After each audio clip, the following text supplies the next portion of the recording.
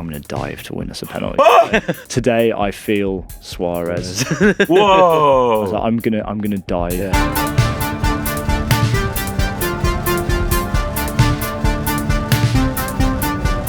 Welcome to Mundial Magazine's award-winning podcast, reminding you why you love football. Surprisingly, I am your host. My name is producer Tommy Stewart. Bada bing, bada boom, realest guy in the room. How you doing, Asad and James? Well, you killed the other two, so that's why you're hosting, right? That's exactly right, Asad. Like an injured and out of form Juan Sebastián Verón getting the nod over David Beckham against Real Madrid in the 2003 Champions League quarter-final, against the wishes of almost everyone, I am in! I am today's host, but if that's my role, I'll take it. Please don't leave me out. Thomas Gray did last year, and I only saw it this year. I've just been to Glastonbury version of that, and No, it's very cleverly, essentially the same character 10 years on. Oh, Holy fucking It's shit. exceptional. Is he a football fan? He can be for this. We should get a voice note. Let's get a voice note. Just make it up. If you're listening, Thomas Gray. Anyway, less of that. And Seb White's 100% attendance record on this podcast, and therefore his whole moral identity and self-worth has been shattered. So instead, the lunatics have been handed the keys to the asylum. And on the week of the birthday of maybe the coolest man to ever walk the planet, Harrison Ford. Thoughts on that? He's one of them, isn't he? I saw him once when I was working at a burger restaurant. Interesting. He just walked past. Brilliant. That's classic Harrison. That's what I Yeah, expect. that's why you love him. Looked very handsome. He's so handsome. Yeah. Well, how old was it? Was this? This is 10 years ago. Yeah, he still keeps it tight, you know. Oh yeah, he does. Yeah, he's a very handsome man. But anyway, on the loose sort of theme of Harrison Who is Ford, the coolest person? what's the best thing? I'm with Mundial features editor Indiana James. Oh, very good. Thank you, mate. Thank you. You're not third in line to the hosting duties for nothing. It's good stuff. You just got to kill another person. It's good stuff, man. And the Chewbacca to my Han Solo because of hair. He's seen me. Yeah, It's Asad Raza. he's seen me with my shirt off, and yeah, it's a sight. I think I've got some sort of disease. I'm not sure. Oh God, okay. I'm obscenely hairy, man. You're probably the hairiest man I'm I've not ever ashamed seen. of it. I'm just saying. No, A lot of yeah. hair. What is the hairiest thing? This guy. Well, it's Asad Raza. It's like a belt all over me. How are we anyway? Very quickly before we get on to our next segment. No, I'm good. I'm ready to talk loosely about things that remind me, you two, and others why they love football. Brilliant. That's what I'm ready for. I don't know about you two. I think I'm ready for exactly the same That's thing. what I'm here to do. Look, man, I'm chilling out, relaxing, maxing, all cool. Are you shooting some... No, I was shooting some orange juice in my mouth earlier from Spiritland. Great orange juice, 10 out of 10. Loved it. Okay. Interesting link, but yeah, no, I'll accept it. Shooting some orange. Anyway, let's get on to some reviews very quickly. There's a timeless archive of over 60 episodes to listen to, including YouTube episodes, bonus episodes that we've been sticking out lately, and there'll be a few more of them to come from Hotel Mundial, which I will be editing in the coming weeks. So the listeners are going up because of, all these bonus episodes, all your reviews still coming in, but we still need more. Let me read one for you very quickly. This is from Jay Carlisle. Jay Carlisle on Apple. About 6 months ago, I started texting my mates, trying to get them all to listen to the pod. Now they text me about it. I needed to be reminded why I love football, and every week you just do that. And although I love the features, be it discovering Dr. Kumalo or bloody good one that. Bit of a viral one, wasn't it? Oh, yeah. Yeah, 16 yeah. Lovely. Or reminiscing about the greatness of Ivan Zamorano. What really hits home is how you guys are together. You talk to each other like mates talk to each other. Something I don't make enough time for, reminding me why I love football, but most importantly, why I love my mates. 4.9 stars on Apple just isn't enough. Thanks, guys. Oh, wow. That's really lovely. I don't think we have read that one because that is one of my favourites. Jay, please talk to your mates. Get him, Jay. Oh, please Do you know when you That's actually reminded me I should talk to you lot less and my actual friends more. What? You got to make time for them. What are you doing today? Oh, just doing another work thing in the evening and during the day. Oh, that's reminded me of two things. What about tomorrow? Just doing more work stuff.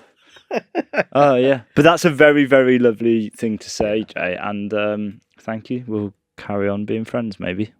Maybe. But thank you, and keep listening on. Mundial forever is the motto. Keep those reviews coming in. We need to read out more. We need to get up those charts. The listeners are going up, but we really need those reviews. So I have one question before we get into this award-winning 4.9 on Apple and 5-star on Spotify rated podcast. Damn, son. What is the question? Are you ready? Yes. Are you? Pretty good, Tommy. Let's go.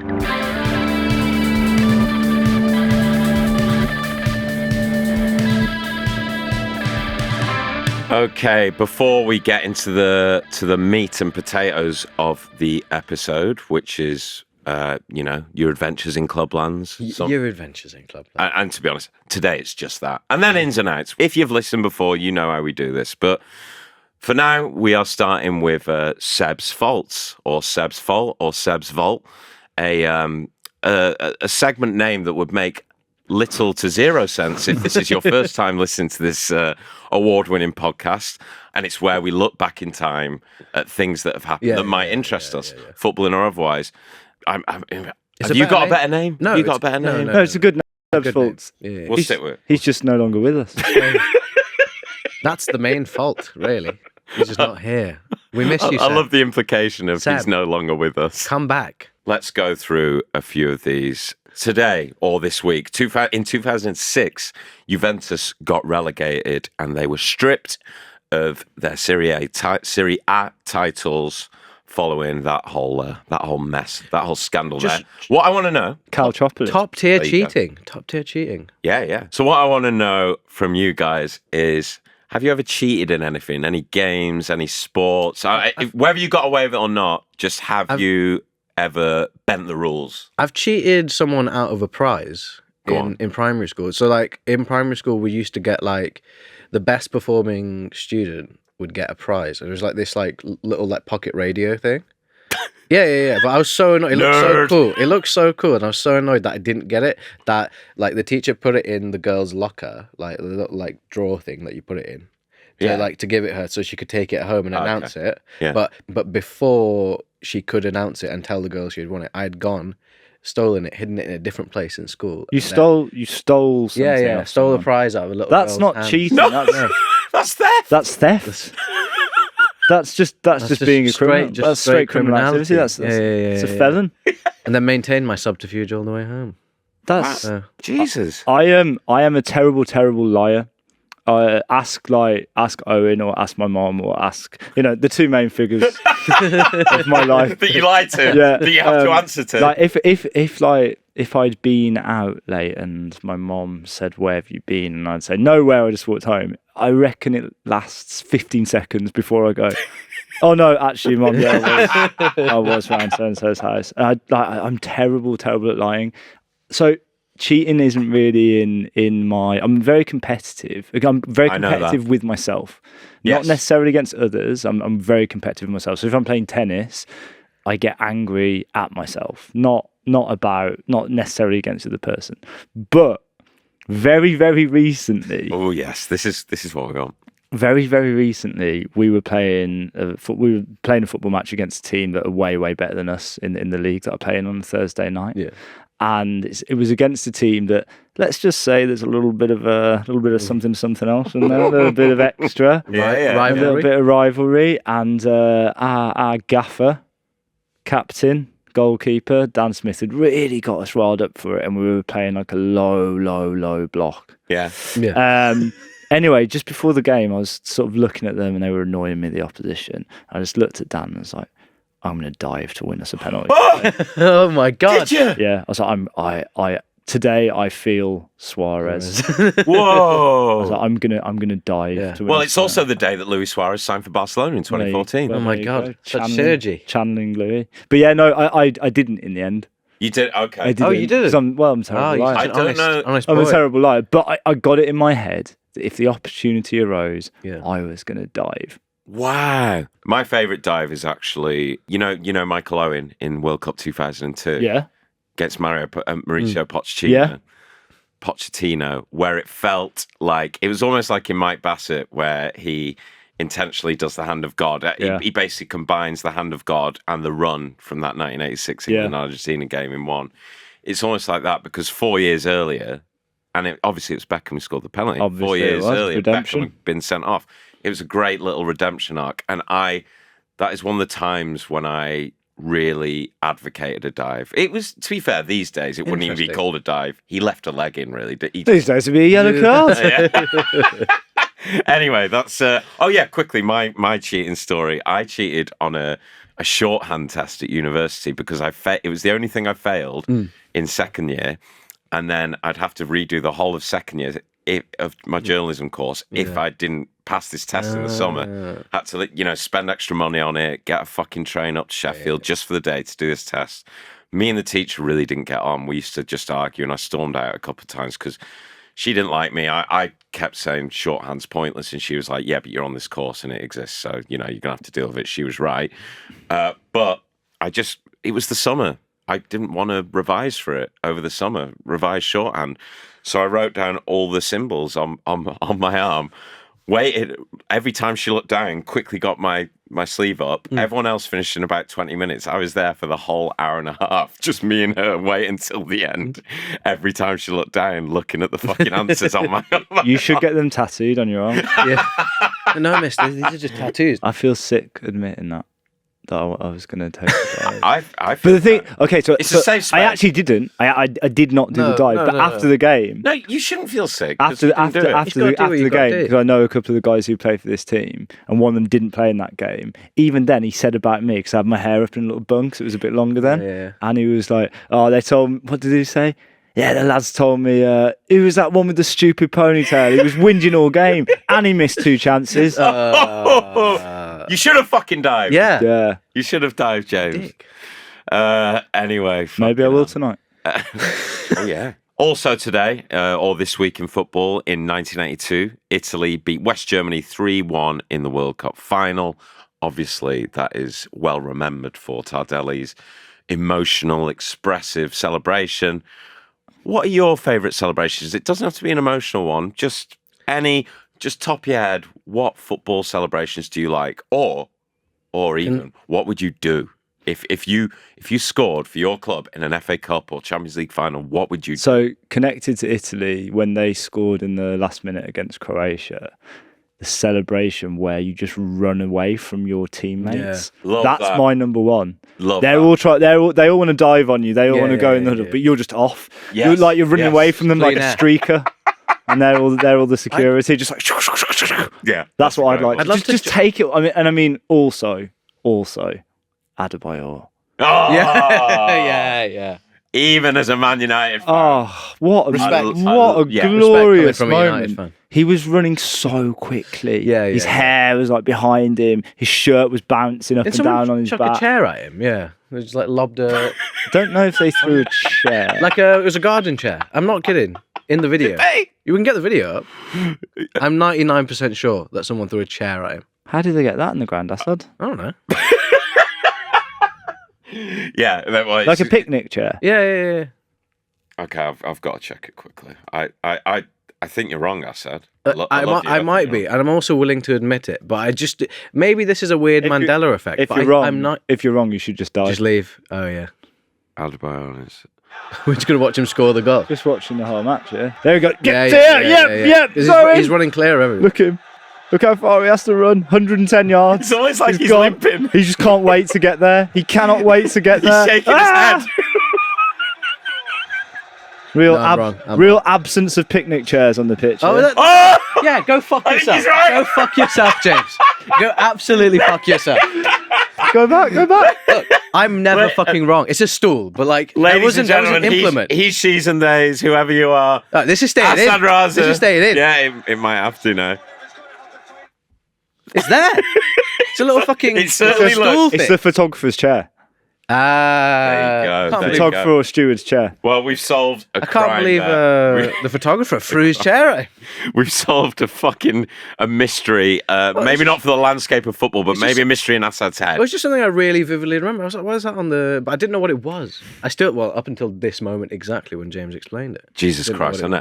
I never thought I'd say this, but where's Seb? Can you come back now, Seb, wherever you are? Right. Okay. I think we've pretty much got enough. Oh yeah. Just very quickly. Don't care who you replace, Seb. Just one of us. Some order. Just one of us. Any of us. Happy birthday to Hugo Sánchez, who was born this day in 1958. And we have a previous episode where we discuss his quite incredible adventure at Real Madrid.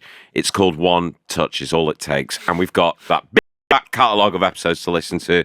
Very quickly, before we move on to adventures in Clubland, it's Huddersfield fan. I didn't know this. Huddersfield fan Patrick Stewart's birthday. No, respect. And apparently he watches every single Huddersfield game in America. He streams every single game, which I like. And Fair enough. when I think of Patrick Stewart, the first thing I think of is extras.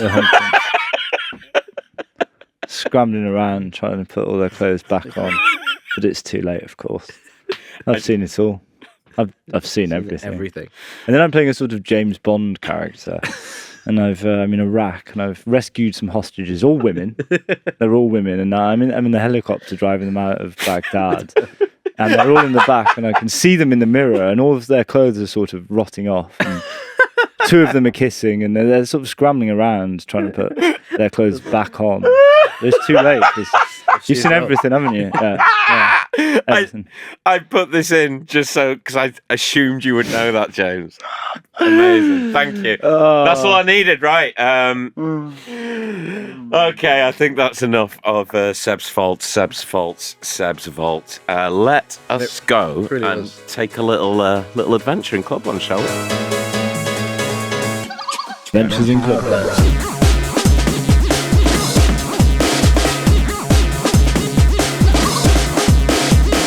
Time for Adventures in Clubland, Indian Summers, Loans and Last Chance Saloons. This week it is Asad Raza who's going to talk about Mousa Dembélé, not the sort of not the one who went to Celtic. Not the three different players that named Mousa Dembélé, which weirdly, so this Adventure in Clubland is Mousa Dembélé at Fulham. 2010 to 2012. Exactly. And it's also the week of his birthday. Yeah. Let's start, anyway, before we get into it, Asad's going to talk us through it, and we're all going to talk about his wonderful spell at Fulham. But before that, we're going to start with a very beautiful, heartfelt and insightful voice note from my friend, tailender, author, guitar legend, Maccabee, 86 TVer, and lifelong Fulham fan, Mr. Felix White. Oh, so cricket friend. Oh, we both messaged Jimmy Anderson. We're really good mates with him, actually. Yeah. We'll do that after. Rich, can we have the audio, please? Outrageous. I honestly, hand on heart, will say that anyone who's watched football at Craven Cottage over the last half a century, relatively consistently, for any period of time, will tell you that Mousa Dembélé is a true Fulham great. He was only there for, I might be right or wrong, a couple of years, something like that. But the beautiful thing about Craven Cottage is, because the ground's so small and because we've seen such mediocrity for periods of time at that club, when we do have a player like that who's on another level, at the moment, Willian or Polinia, Berbatov, and reaching further back in the day, obviously Johnny Haynes and then George Best, that kind of thing, they sort of pop out as if they've got another dimension to them. They kind of glow for some reason, or they look twice as tall as everyone. And Moose had that. His touch, people would sigh regularly at his touch. And credit to Mark Hughes, who actually brought him in because he was a centre forward. And he wasn't scoring many goals, actually. Martin Yolp, he'd come in and identified that he had a supernatural touch and he should be a central midfield player, which is where he transitioned into becoming this just otherworldly footballer and then ended up joining Spurs.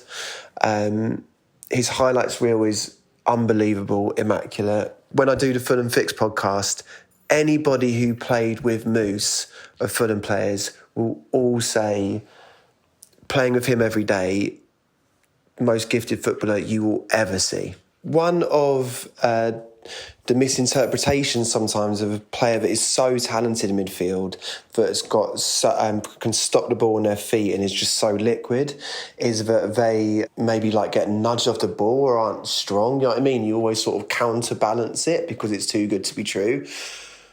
But Moose was strong. He held his whole body weight up against people and people just flew off him. So he had that combination of being clearly nails and people bouncing off him, but that sort of touch, that would just move the ball at his will. As I'm explaining it sounds like a character out of the Avengers, which is what he was. Oh, and the final thing I'll say about Moose is that he was so brilliant, so of another world, so worthy of respect and admiration that he's one of the few footballers that when he left, everyone at the club, from outside on the stands to internally, just held their hands up and went, fair play, you go and achieve what you need to achieve. So, I mean, that's a sort of similar approach to how people felt about Bellingham maybe at Birmingham, and definitely how we feel about Polinia now, Whereas someone like Clint Dempsey, it jarred the way he left, but with Moose, it was like, you go and fly, do what you need to do. Thank you for that, Felix. Lovely. That was fantastic. Great. Yeah, that was great. I absolutely love, because Craven Cottage does feel different to most of the grounds when you're in there. You are very close to the pitch. It's very low. The stands are very low down. Mm-hmm. And yeah, I get that. I get that feeling of players looking like they shimmer or they look taller or they look bigger if someone playing so immaculately in that space. That was really nice. Well, when I follow that one up, Asad. No pressure. Well, what I like about it as well is how I've obviously edited it all together, but it's I asked him. I was like 30 seconds to a minute is fine. I didn't want to trouble him too much, and then just throughout the morning, he just that's like 3 or 4 different voice notes stitched together, and they all kind of sound different because he's in different places. He just kept thinking of more and more things to say about him. But yeah, James, that's a really good point. When I saw Chelsea play Shrewsbury Town in the 4th round after that famous 3rd round victory, I remember Mario Melchiot seeing him. I was on like the 3rd row, but obviously no space really between the pitch and the stands.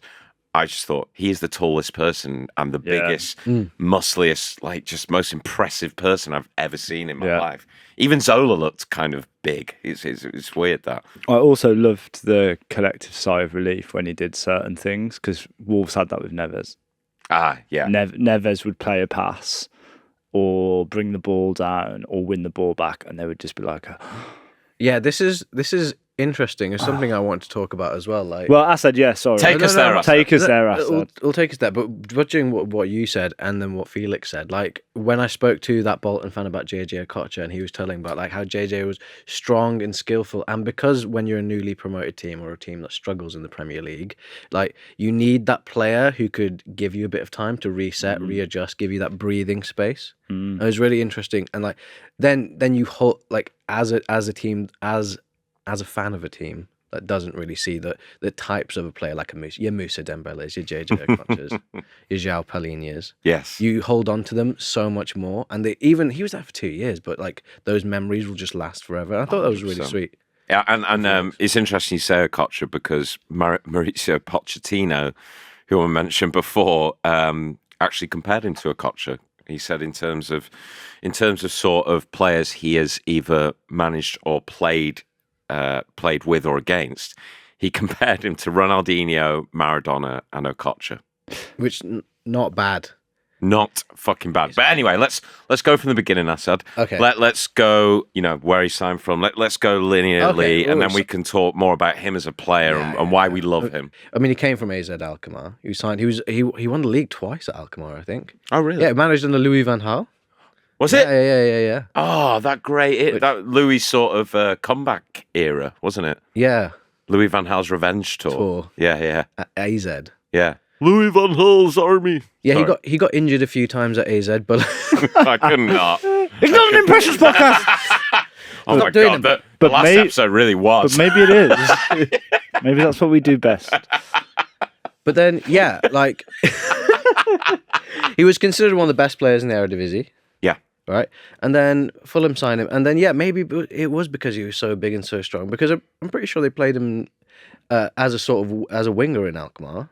Right. What I really want to talk about was essentially when back when he signed for Fulham, I was like 10 or 11, and I was just about getting into not just like watching other teams, but also reading about like football, like getting magazine subscriptions for like various like periodicals. And I remember reading an interview with him when I was 11. Oh. When he had just arrived at Fulham, and he was talking about his background and like where he came from, and like you contrast the absolute admiration fans and players have for him with his Which own, we'll get onto later. his own relationship to football, which was not ambivalent, but he would talk it. I remember it being him being the first footballer who spoke about his interests outside the game, because I was like a kid. Oh, like, really? Yeah, he would talk about his mum being a painter and how he saw his role on the pitch, like in a similar way of like creating beautiful moments, but also like his interest in musical theatre as a kid.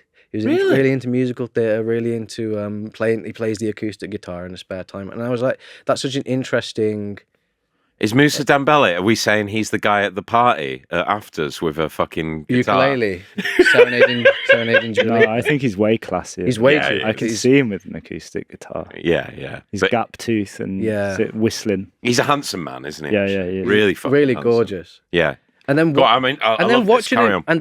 and then like watching him play on like Match of the Day or something like that, and you get glimpses.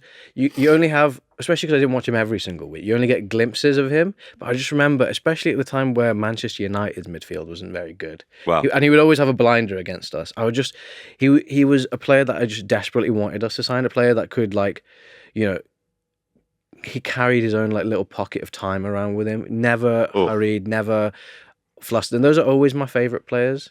yes. Your Dimitar Berbatovs, your David Silvas, Yeah. your Andres Iniestas. But the thing is with him is he's twice the size of a David Silva and Andres Iniesta. That's the wonderful thing, isn't it? Yeah. That's the wonderful thing. It's just about- that mastery. And Felix said that, didn't he? About like the being basically built like being this superhero, built like a brick shithouse, and people bouncing off him, but then having ballerina feet. He didn't. essentially. Yeah, exactly. He didn't. Well, he used his size, but he didn't play in a clunky way. And like, No. there was an really interesting quote he had when he had quite an unorthodox upbringing when playing with football. So he grew up playing on a concrete basketball court, and the way he played with like an actual basket, and the way to score a goal was to hit the post that the basket was held up on, Nice. and that was Ah, yeah. And so he has a quote. So he says. It was five-a-side, and the pole was such a small target that you had to play ones and twos, use your technical skill to get a goal. It gave me a solution for everything. Oh, Oh, I know. a problem solver. A problem solver. And you can see it. that's a great quote. It is. Yeah. And another great quote as well, actually. Martin Jol, who's one of my favourite managers, by the way, in the Premier League history, actually. I don't know why. I just Looks like a snowman. Yeah. And his name is sort of an appetizing as well. yeah. Martin. Who we got in? Martin Yard. Martin Yeah. Jol, yes. Sometimes I thought of resting him, but even the idea of starting without him made me sweat. Oi. Yeah. Because he would, wouldn't he? Why? Imagine if you're picking that team, you're coming up against Chelsea of that era, Drogba, Lampard. Your you know. Chelseas. Yeah, I'm Your really Manchester trying not to Uniteds. ever do that.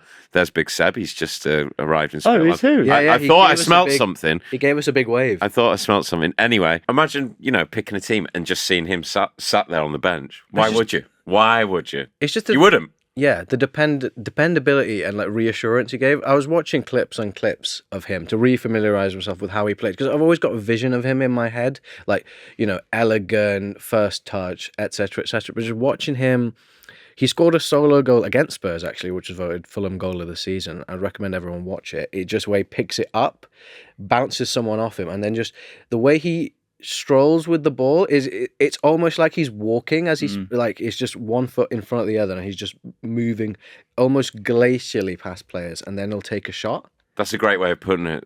Almost like he's walking. Yeah, 'cause it kind of did look like it's that just sometimes. and I think maybe I'm mixing up his like artistic, like familial artistic background with it.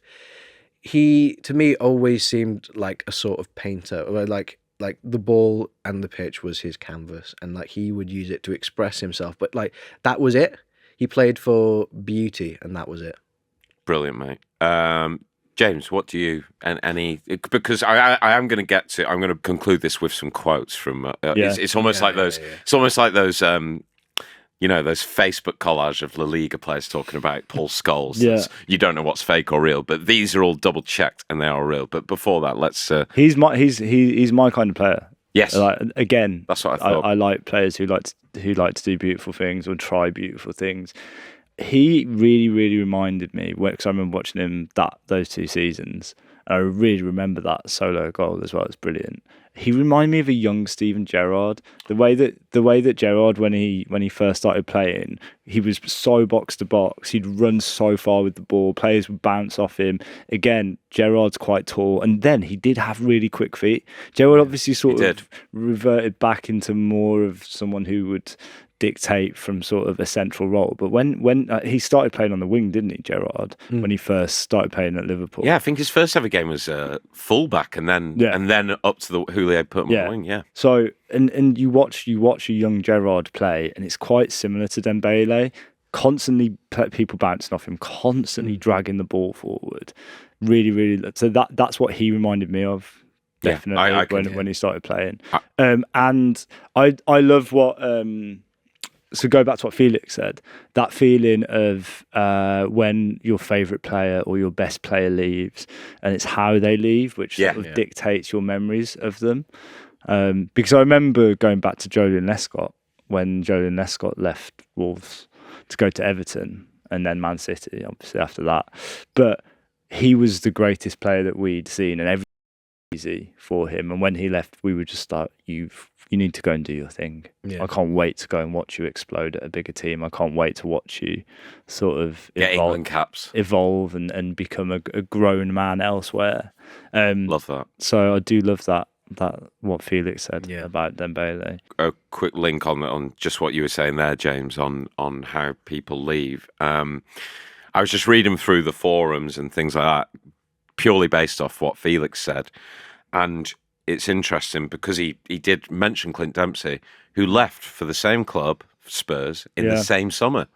Same summer. Oh, wow. Okay. Yeah. Damn. It was the exact same summer, but Dembele left on a good note and Dempsey on a totally different note, even though they're both club legends of Fulham. So, and I think from my memory, I think Dempsey was sort of demanding a move and things like that. Dembele just languidly walked to Tottenham Hotspur. I am going. He was people bouncing off him in the street. He was sprinting, but he was just painting his own canvas. He was just you could describe the move as glacial. Yeah, you could. What are the sort of like conclusive numbers? How many games did he play, or how do you tie this up, Asad? 75 appearances, 7 goals. Again, not many for a guy who signed as a striker, but my concluding statements on Mousa Dembélé would be, and I was thinking about this a decent amount, it was like people measure out football careers in terms of like trophies won, like appearances at the very highest level, your Champions Leagues, your Premier Leagues, your La Ligas, stuff like that. Yeah. And I just think it's a way of looking, it would diminish the brilliance of a player like that just to say that he didn't win many trophies. I think, if we use the metaphor, that really tired metaphor that football is equivalent to life, I don't think there are winners and losers in life. I think for me, life is about beauty. And I think Mousa Dembélé played for beauty and beautiful moments. And I think that's why his teammates and players and coaches all remember him so fondly. Yes. And you remember a guy who gave you that much beauty. Also, arguably, again, digging into the forums and things like that, people say his best ever game for Fulham. A lot of fans remember him most fondly for his final ever game, which was against Man United. That was also his first game in August, both in August, 2 years earlier. So his Fulham career is bookended by games against Man United. The first one where he came on as a substitute, and people like, whoa, who the fuck is this guy? Yeah. And the last one where he had maybe the best game of his career and then moved on to Tottenham. Yeah. So maybe that's another reason why he left on, good terms with the fans. Anyway, let's just go through a few. Come on, what did people say about him? Come on. We can't not. We can't not. What did they say? What did they people say? It's Okay. almost parodic. Like, go on. It is like those Scholes ones that Yeah. Guardiola or Zidane Lev or whoever Yashin. say. Yeah. He was the Did they- greatest player I played against. What did they say? I'm gonna tell you, James. I'm gonna tell you. I'm so excited to say it. It is right. Kevin De Bruyne, pretty fucking good player. Oh, yeah. Belgian teammate. For me, in a five-a-side, he's the best player in the world. So strong on the ball, you can never take it off him. Offensively and defensively, he's one of the best. Martin Jol, who we heard from before, he managed him at Fulham, as we know. Dembélé is probably one of the most gifted players I've ever had. I said that to Berbatov. I said, you're probably my most gifted player I've ever seen, but Dembélé is a very good second one. Dembélé could play for any top team in the world. He is so strong, and he will never lose the ball. He is so good. Granit Xhaka. In the middle of a match, I told him what I thought. How do you do what you do? Ooh. You front me up. I think I'm going to tackle you, and you manipulate the ball and move it so quickly. He was just laughing. Listen, imagine someone just saying That's this great. in the middle of a That's Premier League. great. It's amazing, isn't it? Harry Kane. Everyone says it, but Mousa Dembélé. In terms of technical strength, power, just incredible. We saw it in training every day, and obviously Kane played with him at Spurs. He wouldn't let anyone come close to him. Amazing ability. It's all similar, isn't it? Yeah. No one can get the ball No. off him. Yeah. Kyle Walker. You always think he's going to go left, but he pushes it that far that you can't get it. It's a joy to watch, and the ball is like glue. It doesn't move from his feet. Gareth Bale, he has the ability to keep the ball at his feet for years. Honestly, these are all it's mad how similar they are. And final one, Pochettino, as I did mention before, but I'll say it properly. Pochettino, who managed him at Spurs. I put him next to Ronaldinho, Maradona, and Okocha. One of the most unbelievable talents in the history of football. All right, Pochettino, chill out. That's quite enough. Too far. Thank you. Frankly, insane. Yeah, that'll do. Yeah. Chill, Pop. There's a reason players like that inspire passion, and when football careers are so short, when like everything is congested, it narrowed down into these tiny bits that you remember. It's gonna be a guy who can make you feel like Mousa Dembélé made these guys feel. Yeah, agreed, mate. Bish bash bosh, brilliant. All right, I'm Charlie Cooper. You might recognise me from BBC Show This Country, but I'm here to tell you how much I love Mundial magazine. For me, it's the fanzine of football, documenting the best of football culture forever. I'm very proud to admit I've been a long-term subscriber of Mundial for years now. But if you subscribe, you don't just get the magazine, right? You get loads of other perks, too many to mention, in fact. So join Club Mundial at mundialmag.com.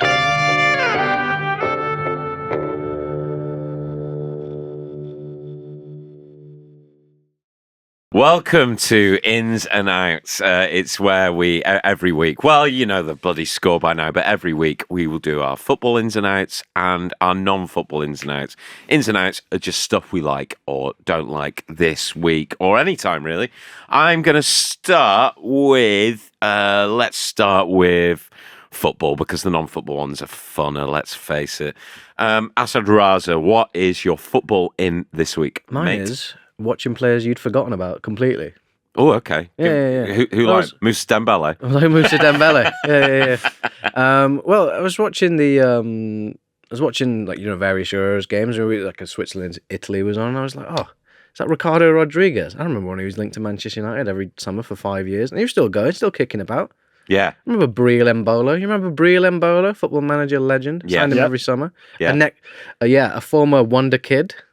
Wunderkid. A wunderkind. Wunderkind. Yes. Yeah, still cutting about. So your in is actually Swiss players, though. Yeah. Others. Those are the first ones that came into my mind. All right. If you can name one that's not Swiss, I'll give it in. Oh, okay. That's on the spot. Can got you name five. a Can you name non-Swiss this football player? that No, you I'm forgot all- about? That's out. I'm sorry. I remember every other player.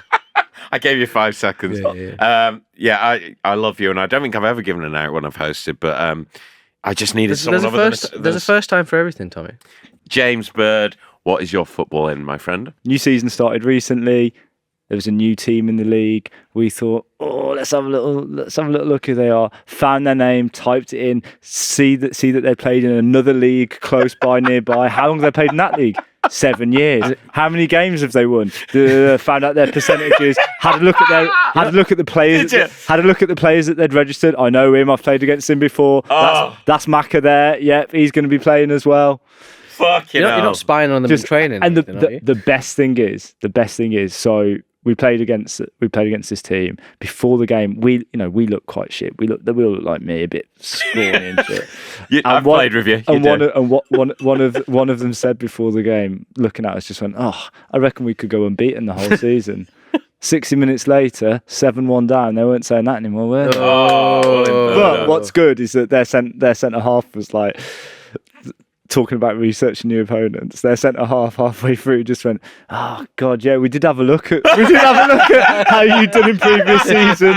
We saw that you'd played 400 games on this pitch or something like that. Wow. Oh, mate, it was like, good, you're as mad as we are. Yeah. Or sad as we are. Yeah. You're as sad as we are. No, it's as passionate. Yeah. As passionate. Mate, that is, in the words of Seb White when he's hosted, that couldn't be more in. So that's in. You won 7-1?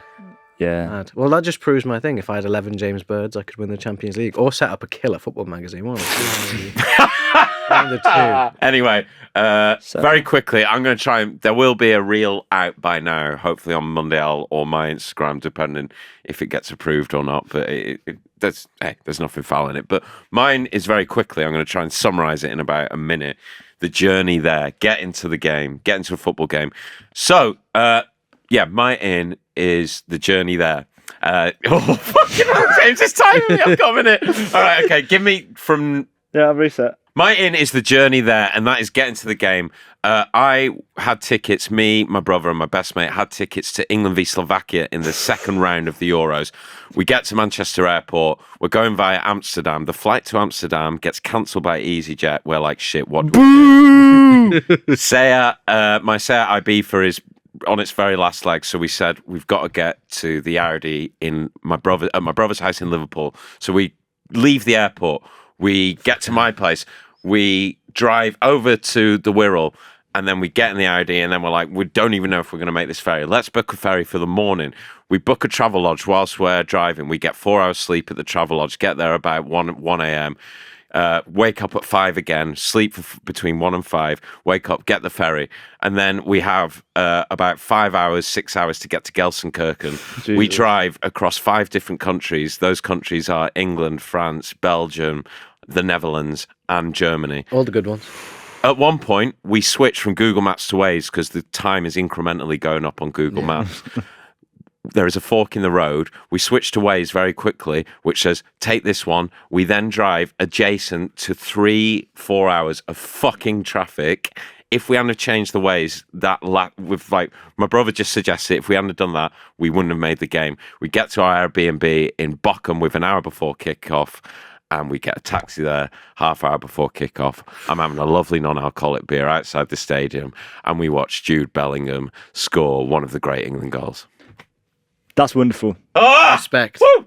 So yeah, get into the game, and that is in. Do you know what's a really funny, another funny fork in the road to this, and it's even funnier if you weren't aware of it. Whilst you were worried that you weren't going to be able to go to the game, Seb texted me saying, "James, do you want to drive me to Gelsenkirchen? We could both have Tommy's tickets." The vulture was circling. Did you not know? He's a fucking eagle of That's war. amazing. No, but he That's amazing. There's a very another quick element about it, I've got to say. I took a Valium for flying, right? And obviously I don't drink anymore. My brother had 3 pints at the airport. We also had to, whilst we were in the Wirral, we realised there was 15 minutes till Halford's closed. And Rich said they sell breathalyzers at Halford's. I was going to drive us there. We were going to get me insured on the Audi, which I'm not insured on. And then I was like, my drive from Manchester to the Wirral I was like, oh, fuck, I shouldn't be driving. I've had half a Valium to fly. Even though it was a few hours ago, but I was like, I can't drive 6 hours to fucking Dover. Yeah. We had to go and buy a breathalyzer test from Halford, where he passed. So we're like, right, okay, we can leave this Brilliant. second. It's a great story. And at that time, Seb was on the phone to me and my brother, Trying to nick your tickets. Yes, I could go. Fucking tell, and now it makes sense. He's like, "Well, sir, let me know if if you don't get them." Oh no, it sounds like you won't be able to make it. It's all time. I wouldn't bother. He Just said, turn back. "I should be able to help you shift them, little bastard." No, I don't so blame him. funny. I don't That's blame him. so Anyway, we want to crack on. Let's go. Let's go to football outs. Mine, very quickly, is the sit-in, stand-in limbo conundrum. When it's not your own stadium, when you're an away fan, some people behind you want to stand, but others in front are sitting, and then you're stuck in that purgatory of not knowing what to do. Spend 90 minutes doing squats. Yeah, exactly. Yes, yeah. Because Star jumps. the lads in front, and this is at the same game, at the England-Slovakia game at Schalke Stadium. Yeah. Lads in front of us wanted to stand. I kind of wanted to stand, and I'm in the Stretford end. I always stand. I like standing at football. Blokes behind were moaning about anyone who would stand up. So then I was like, well, I've heard them loudly saying that now, so I can't. Anyway, that's out, that conundrum. James, what is your football out? Sticky 4G. Oh, finally. It's like, again, someone rolled over their ankle on last week, and they're going to be out for 3 months or whatever. It happens so often. When 4G gets older and when it gets hit, the plastic of it gets heated by the sun, it becomes so sticky and almost like you're running through sticky plastic, which you are. Yeah. Dangerous as well. It's dangerous. Out. Very much. Relay it or wet it. Even better. Just spray it. Spray it before kickoffs. Yeah, love it. Ball skips. I've had a couple of injuries myself from that. Careful. Asad, what is your... Asad, Mine is those. What's your football act? Mine is those fucking automated offsides that have annoyed me all summer. The offside rule wasn't invented to stop people being a toenail offside or like miscellaneous, random, conjectural. If you're offside, Asad, you're offside. It was made to stop goal hanging and like seeing perfectly valid goals disallowed for like. What was wrong with daylight? We all understood the daylight rule. Whatever happened to just cleaning out the last man? It's fine. Yeah, but like seriously, it's pissed me off. I agree. Without sounding like fucking an old football guy, a purist, some would say. A purist, a proper football man. And you are. I don't know what the fucking offside rule is anymore. Quite honestly, it's very confusing. So yes, that is out. Very quickly, non-football ins and outs. My in, I'll do it because I've told the whole story now. Mine is ferries, really fun. Good banter. Oh yeah, good banter. Great banter. Ferries are a laugh. Ferries are such a laugh. I don't know. I haven't got one since. Get on a ferry. Since going to like a school trip to Lille in 2005, and yeah, proper fun. James Bird, what's your non-football in? Wearing old clothes. Like going to the back, going to the back of the cupboard. Sure. Yeah, just dipping back into the archive. Oh, what's that? It's an old Adidas t-shirt that I used to wear to play tennis in 9 years ago. Does it still fit? Yeah. Bang it on. What's that? An Izzy Miyake What's that? skirt? It's a long sleeve t-shirt that you used to wear as pajamas. Is it doing the job today? Yes. Is that what you got on today? Oh, yeah. Under your daily paper shirt? Yeah, under my daily paper shirt. So that's what I mean. Dip back into the archive. I love it. Breathe some new life into some old clothes. As a hoarder myself, who regularly does this, dips into old clothes, even will go back home and have a look in the see what's there. Yeah. That's very much in, mate. Asad, what is your reduce, reuse, recycle? There you go. What's your non-football in? Mine's getting better at stupid shit, but it's mainly I do the crossword every Sunday with a mate. Yeah, and I'm shit at. I've historically always been shit at crosswords. Been getting better at them every single week, and it's nice to see that. It's nice to progress at something. I play chess as well now. Nice. Yeah, getting better at that. I'm really shit. I'm still really shit. Don't get me wrong. I'm enjoying it. I'm proud of you, mate. And also, I am eagerly anticipating your guitar or bass. Was it? You're going to be learning bass. Yeah. I've not played properly in about a month, but that's just because. Okay, so life. You're kind of not going along with what you're saying. But that's not a stupid thing, is it? That's true. Exactly. That's true. It's very clear. As a guitarist, bass are pretty stupid. No. Shut up. No, I'll give you an in for that. And Asad Raza, what is your non? I don't know if it was the heat or the hay fever or whatever, but I've been having not horrible dreams, but really surreal ones. So yes, it will be the microdosing of mushrooms. Yeah, that too. It's the special tea I've been drinking. But I had a dream right recently that I'm sharing a bed with Sam Smith, and they're telling me that I smell. Yeah. And they're dressed as the honey monster as well at the same time. It's really what are they saying you smell of? I can't remember that bit. I just remember them telling me to roll over. and sleep on the other side of the bed. And then I wake up and I'm just really confused. I love you so much, Asad. Yeah. I tell you that a lot. You having that in? Well, I think that sounds like a pretty fucking fun dream. That is funny, yeah. Not when you wake up in a sweat thinking... It's just a funny dream. Yeah, no, it's a good dream. It's not real life. Yeah. Get over it felt really real. Yeah. Hey, what a baby. It's not real life. Come on. Don't be such a baby. It felt real. No, that is not out, Asad. I bad or good dreams. Also, as a general out, dream chat. It's fucking boring, isn't it? Like, everyone has fucking dreams. Some podcasts. No matter how crazy your dream is, it's not going to be that interesting. Else. Yeah, exactly. Unless it's a sexy dream. No, that just might be your own... Because if it's a sexy dream, I want to hear them all. I'm listening. Tell me more. Tell me more. Did you get very far? Okay, to finish us off, James Bird, what's your non-football out? My non-football out is the smell of a leather wallet. Why? They're just a bit stinky, aren't they? They're like in your pocket all the time. They're next, like rubbing against your leg in the summer. You get it out. It proper whiffs. It's got like money in it, metal in the metal of coins. Maybe yours just stink, mate. Like, I don't mind if fine. Asad smells pretty nice. Does it? Ted Baker as well. I think it just smells of. Yours does smell quite nice. I can't give that out, James. I just think this smells sweaty. I think it reminds me. Oh, I can tell now what you mean. It's here. that smetty. There's like a resiny smell. Smetty leather. No, right here. There's a bit of a weird smell. But like inside, it's sweaty leather. It's you know what it is. It's the smell. You know when you're in the car with your dad and you've asked for a £5 when he's dropped you off at football. Yeah. He's really angry about it, and he gets out his big wallet that's got like all loads the of cards and receipts. receipts, Like and George things Costanza, and he gets it out. And you just smell that thing, and it's the smell of that perspiration. It's just anger. Oh, all right. With that little addition to it, I will give you an out, James. And we just unlock something then. Yeah. I need a walk now. Thank you for listening. If you're still with us, to be fair, we have a pretty good retention rate, higher than most podcasts, I'd say. So you probably still are with us if you love us.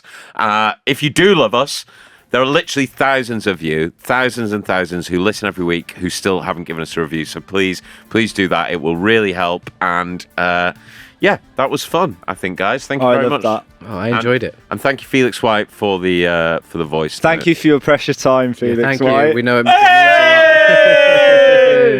I'm going to ask him if we can use that as the outro song. Let's Take a breath. That was good, wasn't it? I've been saving that.